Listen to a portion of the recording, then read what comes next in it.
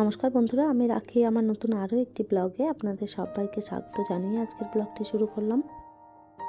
কেমন আছেন আপনারা সবাই? আশা করছি ভালো আছেন, আর আমরাও ভালো রয়েছি। এখন বাজে সকাল 9টা, আপনাদেরকে সাথে নিয়েই ব্লগটা শুরু করলাম। আজ হচ্ছে শুক্রবার। আমার হাজব্যান্ড একদম সকাল 6টার সময় বেরিয়ে পড়েছে, অফিসের কাজে একটু বাইরে গেছে, সেই রাত্রেবেলায় ফিরবে।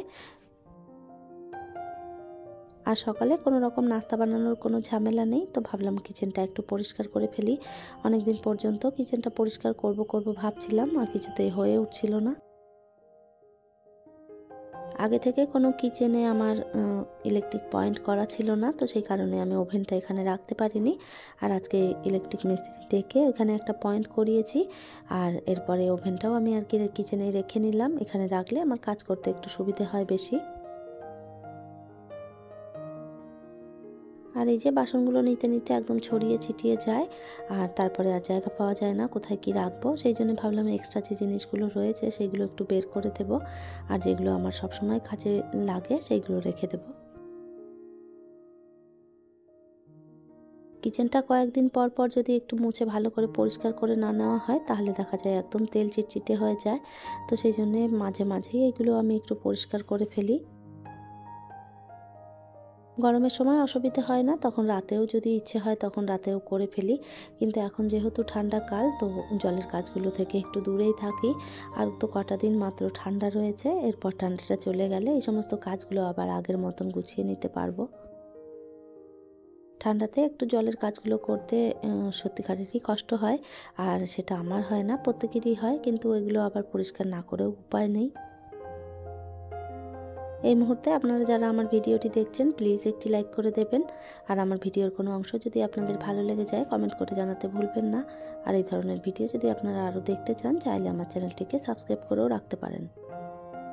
আর কাজটি যারা অলরেডি করে রেখেছেন তাদের অসংখ্য ধন্যবাদ। আর এই যে একটু পোড়া তেল রয়েছে, আগের দিনে এটাতে কটা মালপোয়া ভেজেছিলাম, আর এই তেলটা বেঁচে গেছিলো, সেই জন্য আর রাখা হয়নি। তো ভাবলাম এটাকে আগে একটু গুছিয়ে রেখে নিই। কোনো কিছু ভাজার পর সেই পোড়া তেলটা কিন্তু আবার একসাথে মিশিয়ে রাখতে একটু কীরকম অস্বস্তি বোধ হয়, তো সেই জন্যে পোড়া তেলটাকে আমি সবসময় আলাদা করে রাখি। কিচেনটাতে কোনো রকম কোনো জিনিস রাখলে একদম তেল চিটচিটে হয়ে যায়।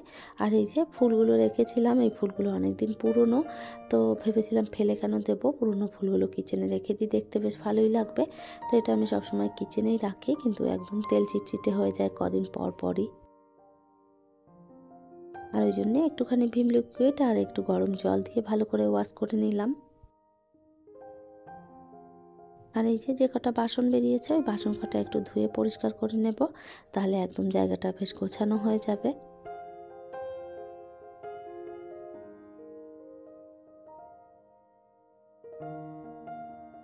ট্যাঙ্কির জলগুলো প্রচুর ঠান্ডা হয়ে রয়েছে, আর একদম সকালবেলা জলেতে হাত দেওয়া যায় না, হাতগুলো যেন একদম বরফ হয়ে যায়। তো এই যে সকালবেলায় একদম জলে তো হাত না দিয়ে যতটা কাজ করা যায় সেভাবেই চেষ্টা করি, কিন্তু এই কাজগুলো তো আর জল ছাড়া করা যাবে না। আমি তো অপেক্ষায় বসে রয়েছি কবে শীতকালটা কাটবে। আমার শীতকালে একদমই ভালো লাগে না, এই এত কষ্ট করে ঠান্ডায় থাকাও যায় না। তো ভাবছি কবে শীতকালটা যাবে, তবে আমি একটু শান্তি পাবো।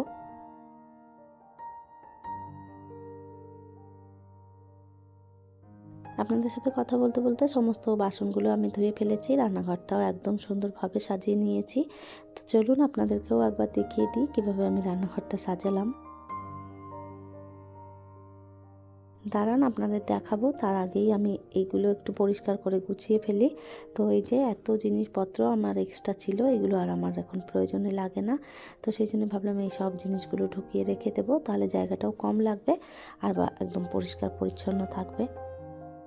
আর এই তো এই জায়গাটাও ঝাড় দিয়ে আমি একদম পরিষ্কার করে মুছে নিয়েছি। আর এরপরে এই যে দেখুন কীভাবে কিচেনটা আমি গোছালাম।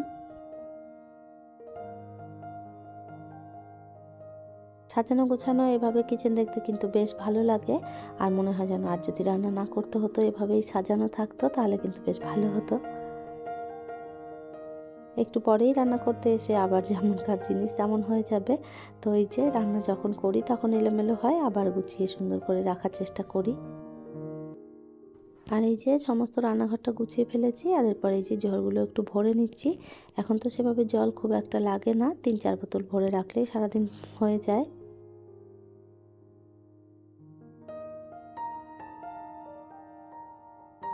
গাছগুলো বেশ কয়েকদিন হয়েছে জল দেওয়া হয়নি। আমার ফ্রেন্ডরা এসেছিল, ওদের সঙ্গে সময় কাটাতে গিয়ে এই গাছগুলোর দিকেও আর যত্ন করতে পারিনি। তো একদম গাছের জলগুলো শুকিয়ে গেছে, ভাবলাম আজকে সকালবেলায় জলটা দিয়ে ফেলি। সকালবেলা আর না হলে বিকেলবেলা এই দুটো টাইমেই গাছেতে আমি জল দিই। আর বাকি অন্য টাইমগুলোতে কিন্তু গাছে আমি জল দিই না। দুপুরবেলার দিকে দেখা যায় গাছে জল দিলে গাছগুলো যদি মরে যায় না কি হবে আমি তো ঠিক জানি না। তো সেই জন্য সকালে আর না হলে বিকেলেই জলটা দিয়ে থাকি। বেশিরভাগটা বিকেল দিকেই জল দেওয়া হয়, সকালবেলা কাজের চাপে আর জল দেওয়া হয় না। তবে আজকে একটু কাজের ঝামেলা কম রয়েছে, তো সেই জন্য জলটা দিয়ে দিলাম। যে সমস্ত টুকটাক কাজকর্ম ছিল সেগুলো সব তো গুছিয়ে ফেলেছি। আর এরপর চলে এলাম একটু নাস্তাটা বানিয়ে ফেলবো। আজকে তো আর কি বিবেক আর আমি দুজনেই খাবো। প্রথমে ভেবেছিলাম নাস্তা কিছু বানাবো না, তারপরে এত খিদে পেয়েছে এখন মনে হচ্ছে না খেলে আর হবে না। আর বিবেকও বললো আমাকে পরোটা বানিয়ে দাও, তো ওর জন্য বানাতে এসে আমি ভাবলাম দুটো বেশি করেই বানাই, আমিও খেয়ে নেব। পরোটাটা করব আর একটু ফুলকপি আলু ভাজা করে নেব, তাহলেই মোটামুটি হয়ে যাবে। পরোটাটা করে ফেলেছি, আর এরপরে এই যে একটুখানি ফুলকপি আর আলু মিশিয়ে আর কি ভেজে নিচ্ছি। এটা দিয়েই আমি আর বিবেক দুজনে খেয়ে নেব। সত্যি কথা বলতে কি, নিজের জন্য কখনো কোনো খাবার দাবার বানাতে আমার খুব একটা ইচ্ছে করে না। মনে হয় যেন যা হোক একটা কিছু খেয়ে কাটিয়ে দেব। দুবেলা 3 বেলা করে তো প্রত্যেক দিনই রান্না করতে হয়। একটু রান্নাঘর থেকে ছুটি পেলে যেন বেশ মনটা খুশি হয়। আর এই যে রান্না করার সঙ্গে সঙ্গে গ্যাসটা একটু মুছে নিলাম। আর এরপরে এইদিকে জলটাও বসিয়ে দিয়েছি, স্নান করতে যাব। স্নান করতে যাওয়ার আগেই ভাবলাম বেসিনটা একটু ক্লিন করে নিই, তারপরেই স্নানটা করব। আর এই ধরনের কাজগুলো স্নানের আগে করতেই আমি বেশি ভালোবাসি। আর স্নান হয়ে যাওয়ার পর এই ধরনের কাজগুলো আমি কখনো করি না। সাদা জিনিসের উপরে কোনো রকম কোনো নোংরা থাকলে সেটা কিন্তু একদম তাকিয়ে থাকে, আর বিষয়টা খুবই খারাপ লাগে। তো সেই জন্য একদম পরিষ্কার পরিচ্ছন্ন করে রাখারই সবসময় চেষ্টা করি।